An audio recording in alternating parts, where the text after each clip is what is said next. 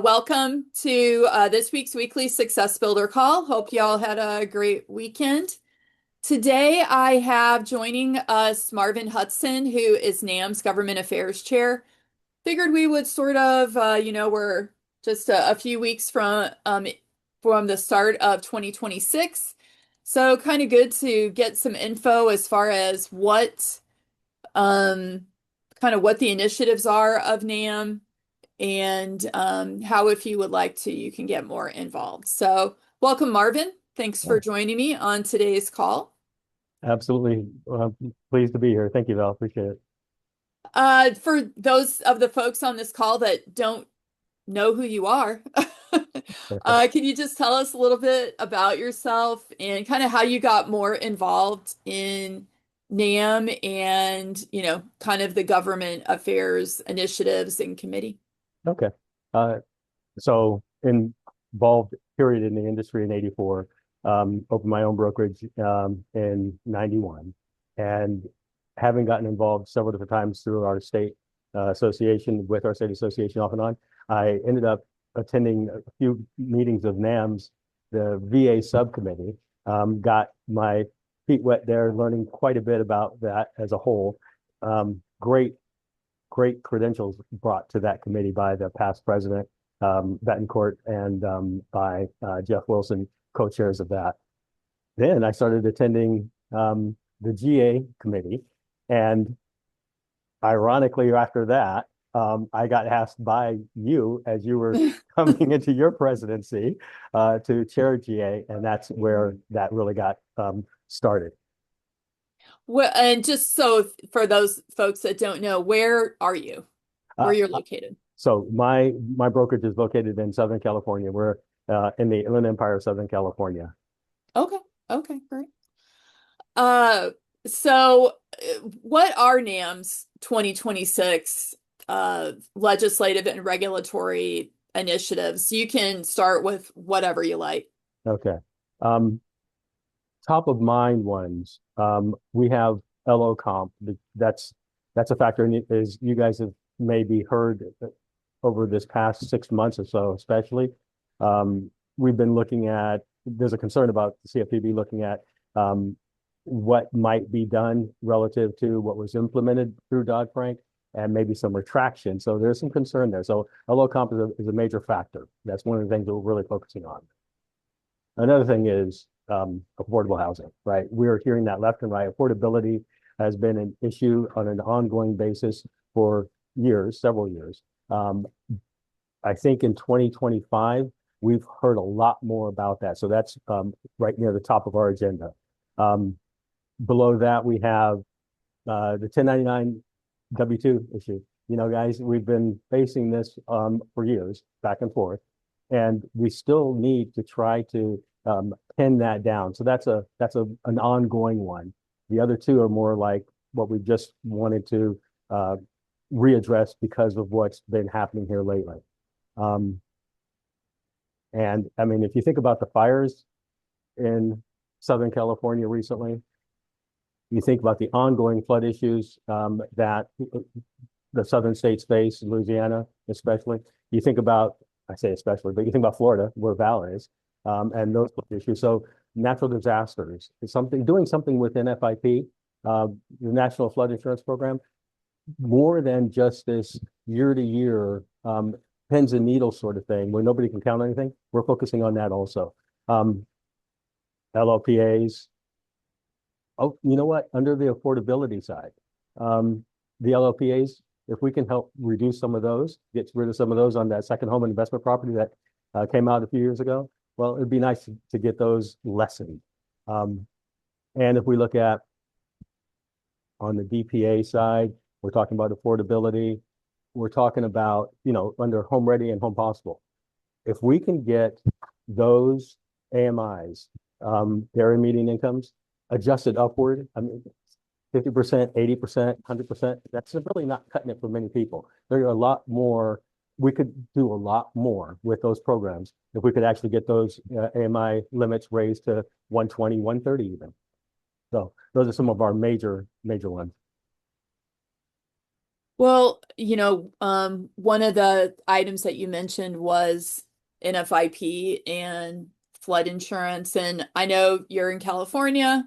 I'm in Florida. Of course, we are two high risk areas of the country. You know, what do you think is the reality? Um, and how is NAM addressing it in relation to the rising cost of flood insurance premiums? That are really kind of pricing some folks out completely. It's Yeah. kind of sad when your escrows are higher in some Than your instances actual than P&I, your right? principal and interest payment. Yeah. Yeah. So we do know this much that coming from the Louisiana side, um, there are three Congress reps that have introduced something this year relative to trying to get NFIP on a recurring basis instead of this annual basis. So looking at that, we've got several out of there. And then there's one out of, mm, where is that? Missouri, out of Missouri. I think that's Ezell. So there is attention being paid to this, attention being brought to this. So our hope has been from the beginning of this year, from our retreat forward, is to identify legislators that we can maybe sit down with and bring this to some of our concerns to their attention. And they've already begun that conversation. There may be some realistic way to actually have our representatives as a whole understand what the boots on the ground are experiencing. And with that, we might actually be able to make some progress. So how realistic?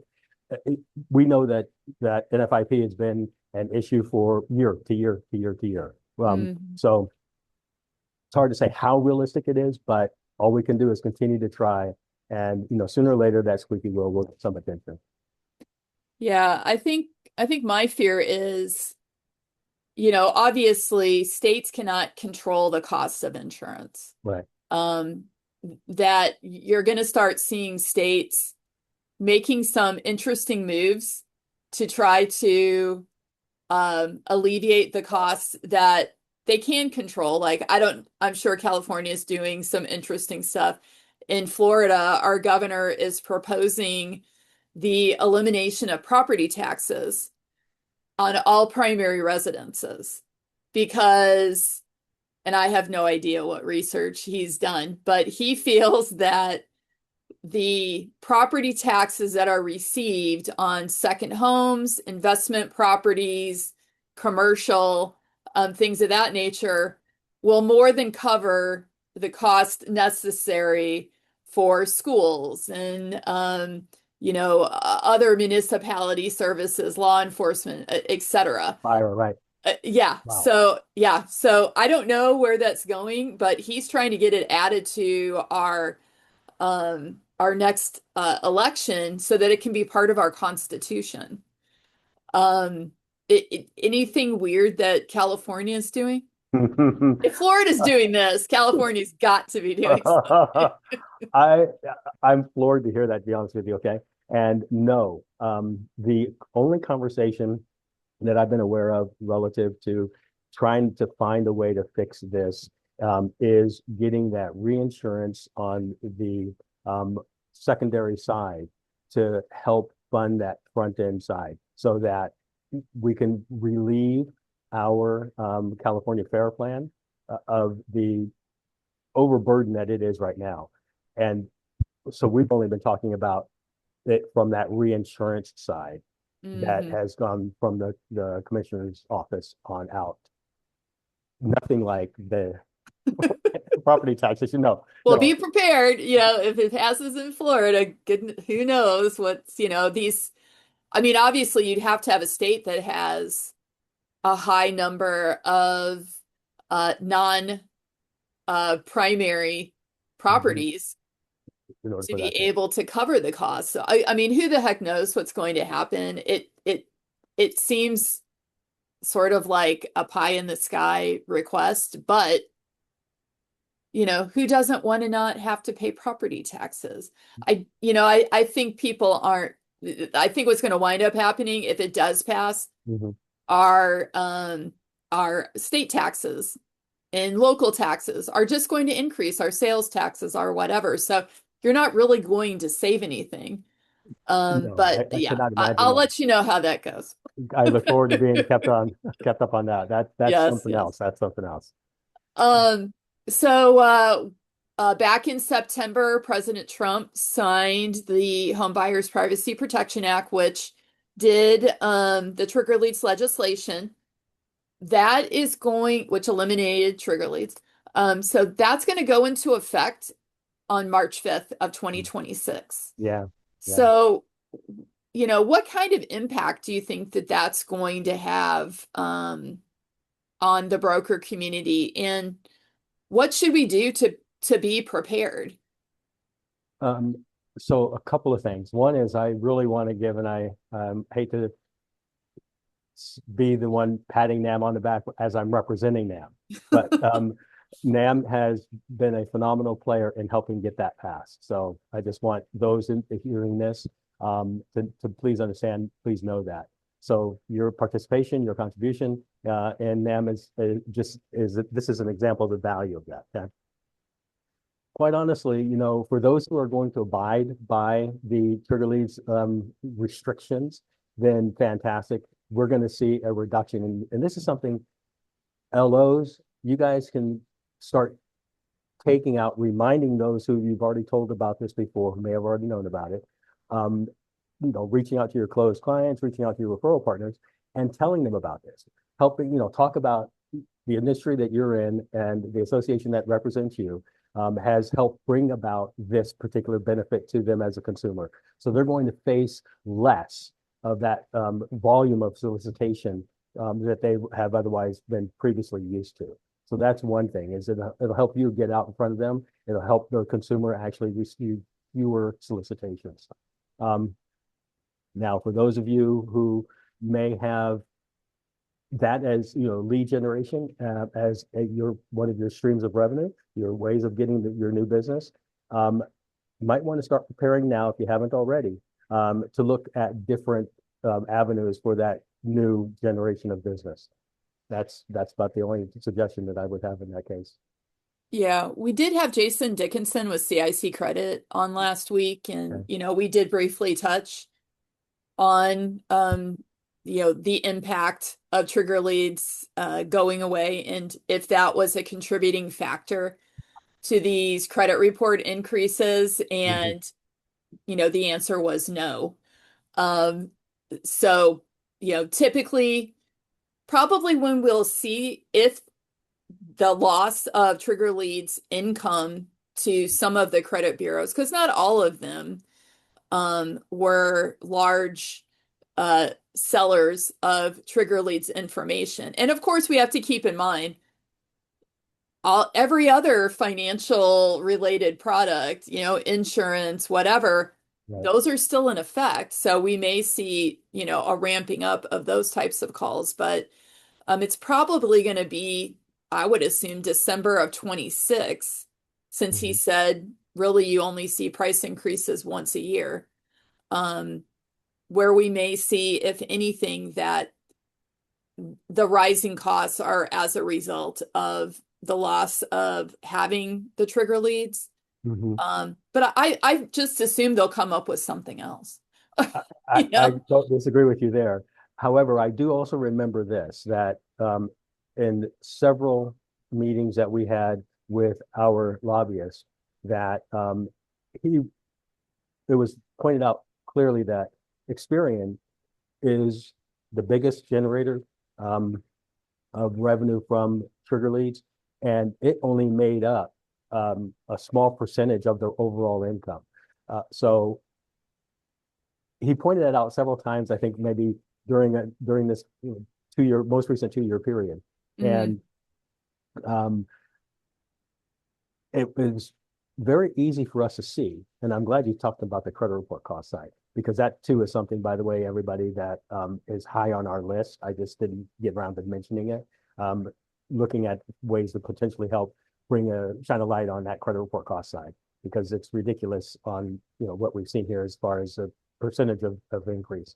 But that being said, when we look at that being a small part of the revenue, Trigger League being a small part of the revenue of the largest one, and that's Experian, then it doesn't seem as if they're gonna be looking for that much of an offset. But when we're facing what we're facing, it's kind of hard to say it's not happening, right? Right. Yeah. So that's pretty much it. Just, I think, expounding on that, but no solution provided here. Sorry to say. I know. I will say, government affairs, it really has to be a passion, Yeah. for people who want to become involved in it, because it takes so long, to sort of reap the rewards of all your work. I mean, we look at the Trigger Leads legislation that took, 7 years. Mhm. And that doesn't even take into consideration all the years prior to 2018 when the first bill was filed to try to get that first bill filed. Um, so with all of that being said, how does anyone on this call get more involved with NAM from a legislative perspective? So thank you for asking that. So everybody, um, if you are not already participating in our monthly GA committee meeting, it's a call that we have. We have got a Zoom meeting that goes on every month. It's a second Tuesday of every month. And we have this conversation. We bring updates. We let you know where things not only stand now, but what we're targeting, more specifically than the light touch that I just did today. So you are invited to participate at that level. Go through your state association and get on that GA committee meeting too, or get on or committee itself, or through your membership in that association and being a member of NAM, participate at our GA committee meeting at that NAM level, period. And if you don't have a state association, please reach out through Val or myself, and we can make sure that I get you over to Mike and Val, and we can help you get a state association established. So that's one thorough way of doing that. If you want to explore it, but yet you don't yet know whether or not you want to participate in a committee, be sure to attend our legislative and regulatory conference. That is coming up in April, April 21st and 22nd. And even before that, please attend what is our NAM focus now. It's NAM Elevate. That comes up in January. Come out, visit, walk around, visit with people, talk to us about GA if that's what your passion is. Government affairs is, that advocacy helps us reap our rewards in the long run, like Val said, even if it could be a 7-year ramp up or longer. Point is, having a voice at the table is important. Representing your industry is important. And you can get exposed to what all that NAM does, including GA, by attending these conferences. Okay, that's my answer, Val. Okay, awesome. I did drop Marvin's email address into the chat. I'll also include that when this gets posted in the weekly success builder section of NAM Hive. But Marvin, thank you very much for giving us an update. I hope that anybody on this call that does have a passion for GA, as Marvin said, please reach out to him, or you can always reach out to myself and I'll connect you with the appropriate people to get more involved. 2026, is probably going to be an interesting year. It's going to be the last of this particular congressional session, because sessions are always 2 years. So we may see a lot more movement on some of the initiatives that Marvin spoke about. And if you want to be a part, and you're a NAM member, of course, we would love to have you. If you're not a NAM member and you want to learn how to join, please also reach out to either one of us and we can help you with that too. Perfect. So thank you very much, Marvin, for being a part. And we will see everyone on the next weekly Success Builder. Thanks. Thank you Hope for you have having a me. great rest of your week. Thank you for having me on. Bye-bye. Thank you. Bye-bye.